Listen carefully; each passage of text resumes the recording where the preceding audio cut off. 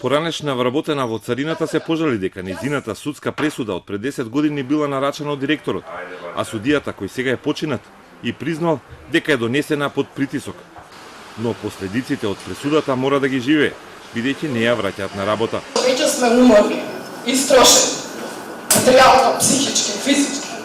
Јас како мајка сум уништена. И морам да завршим уште една средна школа, без своји финанси, и за да можам потом да чувам болни луѓе да се станат за да преживеам. Ова жена беше една од многуте кои сметат дека се неправедно осудени во политички монтирани случаи во време на претходната власт. Своите маки ги кажаа пред директорот на УБК, државниот секретар во МВР и заменик министерот за правда, на трибината на Зелена лупа за реформирање на безбедносните служби. За сите вакви судски случаи заменик министерот Оливер Ристовски ги повика да проверат дали нивните пресуди се донесени од судии кои предметите ги добивале на рака наместо преку компјутерска распределба на АКМИС системот.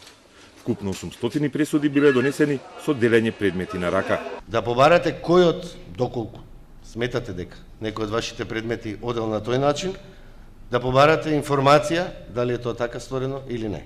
Инаку постапката е доставена до јавниот обвинител на Република Македонија и до основното јавно обвинителство.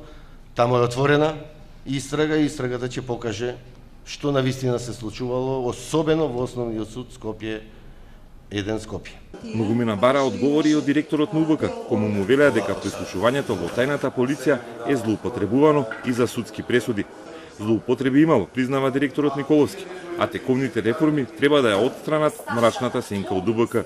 Во регионот сме последни како служба кои што имаме полициски овластувања. Разузнавањето и полициските овластувања не идат заедно. Тоа е рецептот за злоупотреба на моќ. Не може еден центар на моќта да одлучува за све во државата. Затоа ние се залагаме за тоа секоја институција да си ја преземе својата одговорност и својата надлежност. Сите присутни и оние што велат дека се наместени во судско-политички монтирани случаи и функционерите оценија дека треба да се спречат идни злоупотреби, а тајната полиција да престане да биде тајна и да не се занимава со судски процеси, туку со својата работа, заштита на државата.